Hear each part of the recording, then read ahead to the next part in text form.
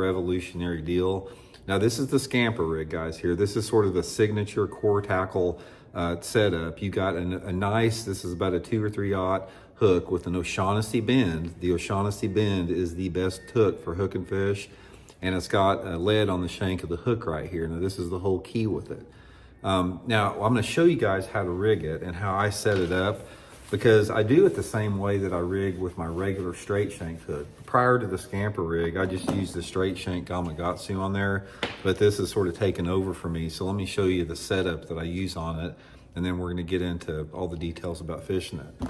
Okay, now the first thing you wanna do on it is you need to throw a floating worm on a spinning rod. Spinning rod is the best equipment for it. Normally, there's 2 things that I do with it. I usually use straight 8-pound test Seaguar Visex fluorocarbon for the main leader and for the the leader, for the main line and the leader.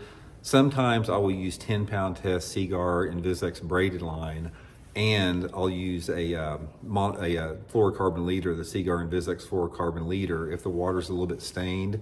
And what I do, guys, and this is key, you want to attach it with the barrel swivel. So I take a barrel swivel, attach it to the main line, and then I usually run probably about a foot. You don't really want anything over a foot because it's sort of hard to cast. So you want to put your leader line about a foot or so, and then tie your Scamper rig to it. And also, guys, Tackle Warehouse just got these Scamper rigs in this week. So I'll link my Tackle Warehouse link in the description to the Scamper rig if you guys want to pick some up. There's no doubt these things will get sold out this week, so you better jump on it if you want to get some. Okay, so that's the setup with it. Okay, the next thing to do with it is take your worm, and the best floating worm, guys, is a Zoom Trick worm. You don't really need anything else. Zoom Trick worm is the standard for it. And what you want to do with it is you're going to thread this thing on.